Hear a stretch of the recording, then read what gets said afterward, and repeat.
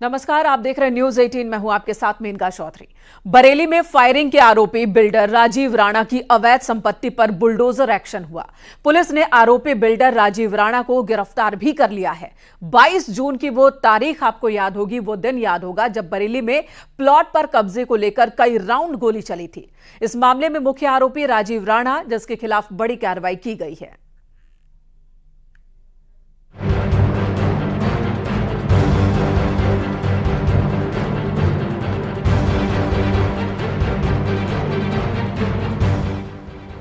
बरेली बवाल में आरोपी बिल्डर राजीव राणा का होटल सील करने के बाद अब बुलडोजर की कार्रवाई जारी है।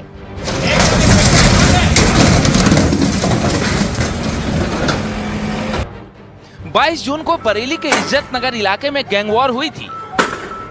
पुलिस तभी से आरोपी बिल्डर राजीव राणा की तलाश में थी। मुख्य आरोपी राजीव राणा जब अपने होटल और घर के कागज दिखा रहा था, उस वक्त पुलिस ने उसे गिरफ्तार कर लिया।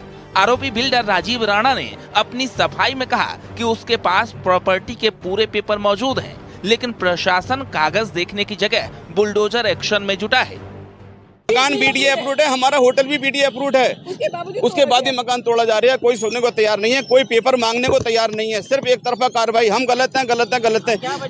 अब आपको बताते हैं आखिर ये पूरा मामला है क्या। 22 जून को इज्जत नगर में फायरिंग हुई थी। दिन दहाड़े कई राउंड फायरिंग की गई। प्लॉट पर कब्जे के लिए गोलियां चली। फायरिंग के आरोपी इसी होटल में रुके थे। सिटी स्टार होटल में साजिश रची गई। अब तक 18 आरोपी गिरफ्तार हो चुके हैं। फायरिंग केस में बुलडोजर एक्शन जारी है। बिल्डर राजीव राणा पर बड़ा एक्शन हुआ है। बिल्डर के होटल पर बुलडोजर चलाया गया है। प्रशासन ने पहले आरोपी बिल्डर राजीव राणा के होटल को सील किया था। अब बुलडोजर की कार्रवाई की जा रही है। कई जेसीबी से आरोपी बिल्डर राजीव राणा का अवैध होटल ढहाया जा रहा है।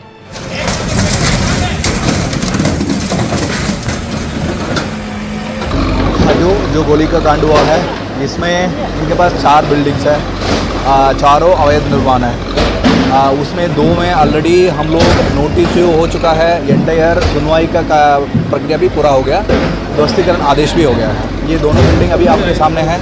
उसका जो गिरवाने का हम लोग प्रक्रिया सुबह से शुरू कर चुका है। रिमेनिंग दोनों बिल्डिंग के लिए नोटिस हम लोग इशू कर चुका है एंड आज सील हो जाएगा।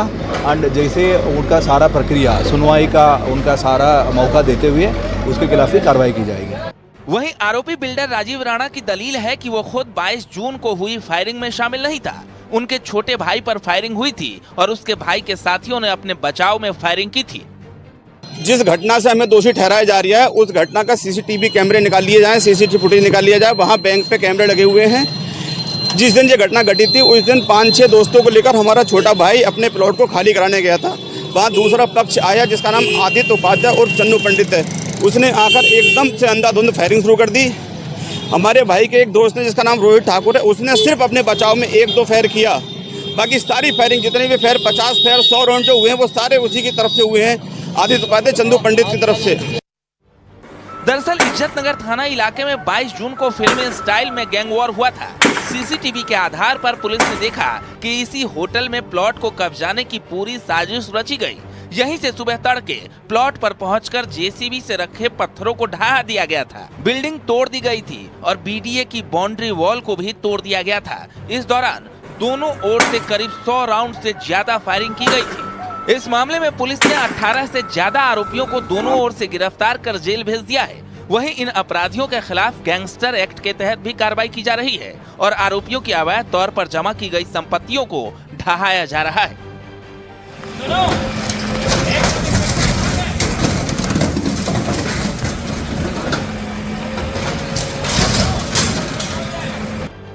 इस मामले में कई वीडियो सामने आए थे, जिसके बाद मामले की गंभीरता को देखते हुए एसपी ने थाना अध्यक्ष इज्जत नगर, दारोगा सहित 6 पुलिसकर्मियों को सस्पेंड कर विभागीय जांच बैठा दी थी।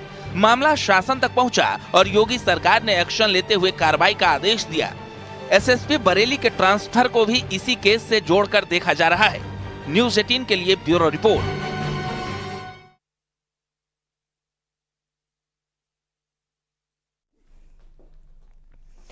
नेपाल में जहां बारिश ने तबाही मचाना शुरू कर दिया है, वहीं दिल्ली एनसीआर में लोगों को गर्मी से राहत मिली है। लेकिन बिहार और यूपी से बारिश की आई दो तस्वीरें आपको हैरान कर देंगी। देखिए कैसे नेपाल से उत्तर प्रदेश तक मानसून की दस्तक से क्या हालात बन गए हैं।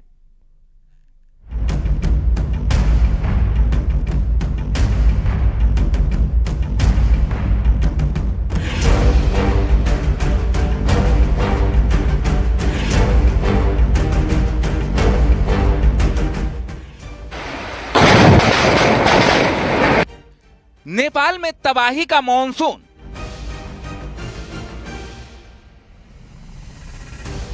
रील का चक्कर, कड़कती बिजली से टक्कर। कानपुर में सीवर के ढक्कन का नागिन डांस। कहीं गिरे मकान, कहीं आफत में जा।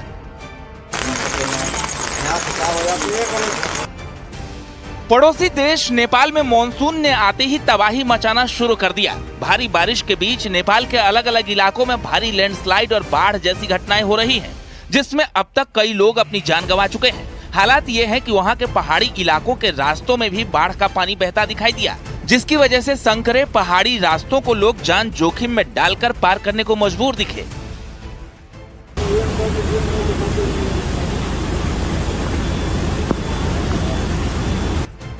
तो वहीं लगातार हो रही बारिश की वजह से कई इलाकों में लैंडस्लाइड हुआ, जिसमें कई घर तबाह हो गए।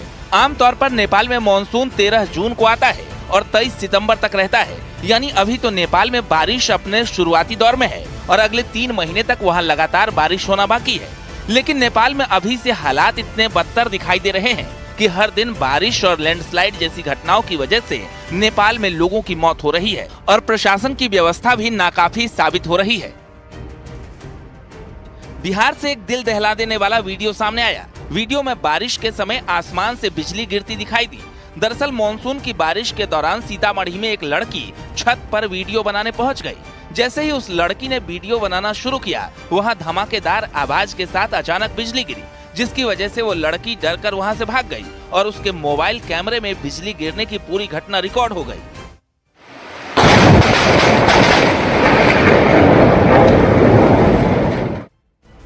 बारिश के दौरान बिजली गिरने की घटनाएं आम हैं, लेकिन लोग रील बनाने के चक्कर में लापरवाही कर रहे हैं। सीतामढ़ी में बिजली गिरने की घटना के वक्त छत पर वीडियो बना रही वो लड़की भी बाल बाल बच गई, क्योंकि जिस जगह पर वो वीडियो बना रही थी, आसमानी बिजली उससे चंद कदम की दूरी पर ही गिरती दिखाई दी।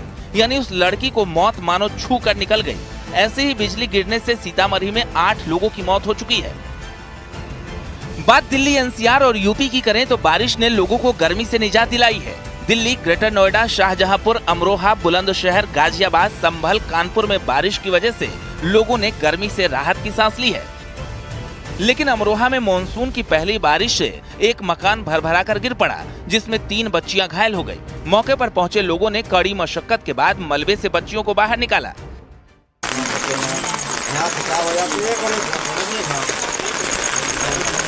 कानपुर में बारिश के बाद अजब नजारा देखने को मिला है। यहाँ पर सीवर का एक ढक्कन डांस करता हुआ दिखाई दिया। इसे देखकर आसपास से गुजर रहे लोग भी सहम गए। एक स्कूटी सवार काफी दूर होने के बाद भी और दूर जाने की कोशिश करता दिख रहा है। मामला कचहरी के पास का बताया जा रहा है। दरअसल कानपुर में पिछले 2 दिनों से बारिश हो रही है। कई जगहों पर जल जमाव जैसी स्थिति भी है। इसी बीच सड़क पर मेनहोल के ढक्कन का डांस कौतूहल बन गया। जल निगम का मानना है कि गहरी सीवर लाइन में भरी गैस के प्रेशर की वजह से ऐसा हुआ होगा। Bureau report, news 18।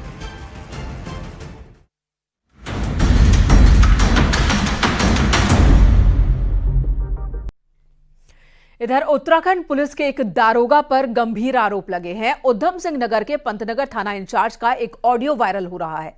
किच्छा से कांग्रेस विधायक तिलक राज बेहड़ ने इस ऑडियो को सार्वजनिक किया। इस ऑडियो में एक शख्स एक युवती से कुछ अश्लील बातें करता सुनाई दे रहा है। इसके बारे में हम विस्तार से आपको बताएंगे, लेकिन उससे पहले आपको जंगली जानवरों से अभय का वरदान देने वाली माता की जानकारी दे देते हैं। इस मान्यता के बारे में बताते हैं। वैसे तो आपने अनेकों मंदिरों के बारे में सुना होगा, लेकिन आज हम आपको एक ऐसी देवी के मंदिर लिए चलते हैं जो न सिर्फ श्रद्धालुओं की मनोकामना पूरी करती हैं, बल्कि जानवरों से भी अपने भक्तों की रक्षा करती हैं। अल्मोड़ा के रानीखेत में है 700 साल पुराना मां झूला देवी का ये मंदिर। देखिए ये रिपोर्ट।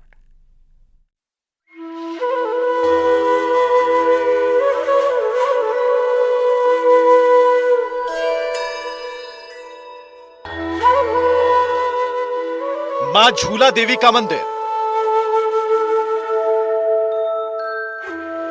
अल्मोड़ा जिले के रानीखेत में है मां झूला देवी का मंदिर।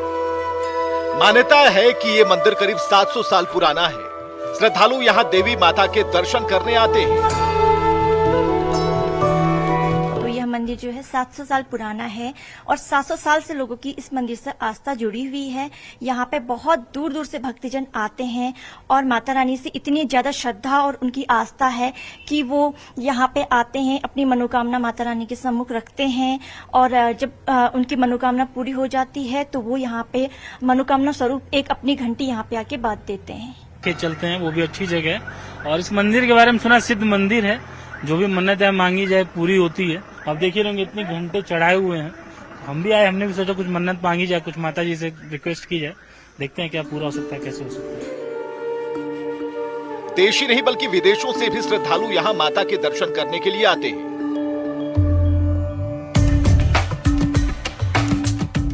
मां झूला देवी के मंदिर के पुजारी ने बताया कि एक समय था जब चौबटिया इलाके के जंगलों में आए दिन तेंदुओं और बाघों का आतंक रहता था। मंदिर से 1.5 किलोमीटर की दूरी पर बिलखोली गांव के एक व्यक्ति को माता ने सपने में दर्शन दिए। सपने में देवी माता ने एक जगह पर जमीन में दबी अपनी मूर्ति के बारे में बताया। यहाँ पर बहुत डेंस फॉरेस्ट था।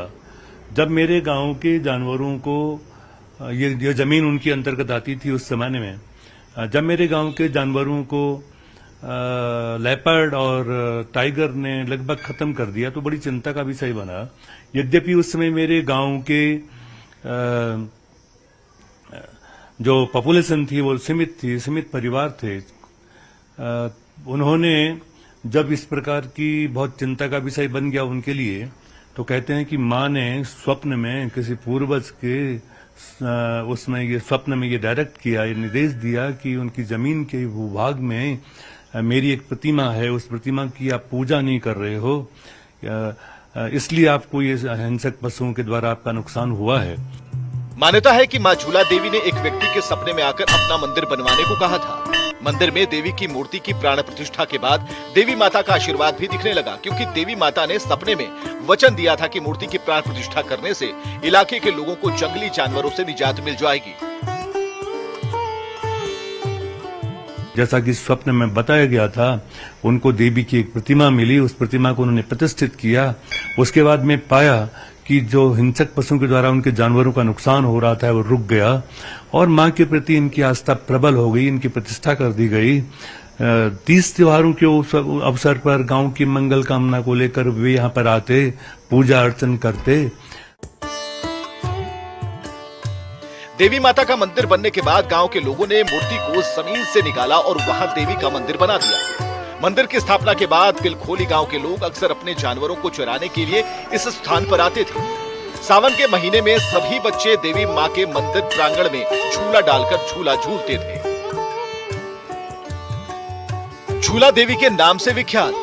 मान्यता है कि देवी ने एक बार फिर उस व्यक्ति को सपने में दर्शन दिया और कहा कि उनके प्रांगण में बच्चे झूला झूलते हैं, बच्चों को देख उन्हें भी झूला झूलने की इच्छा होती है। इसके बाद ग्रामीणों ने वहां पर माता को झूले में रख दिया। तब से लेकर आज तक देवी मां झूले पर विराजमान है और तब से ही मां को झूला देवी के नाम से जाना जाता है।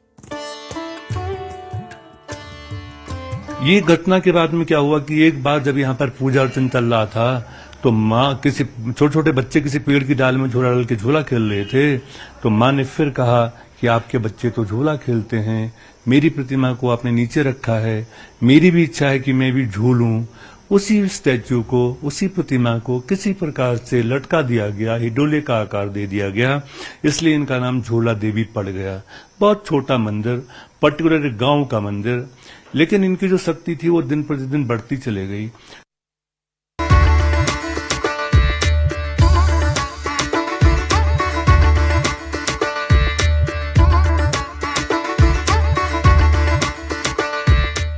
मन्नत पूरी होने पर घंटी का दान। झूला देवी मंदिर में दूर दूर से लोग आते हैं, साथ ही देवी मां से मन्नत मांगते हैं। जिनकी मन्नतें पूरी होती हैं वो मंदिर में आकर घंटियां और घंटे चढ़ाते हैं या फिर अपने सामर्थ्य के मुताबिक भंडारा करवाते हैं।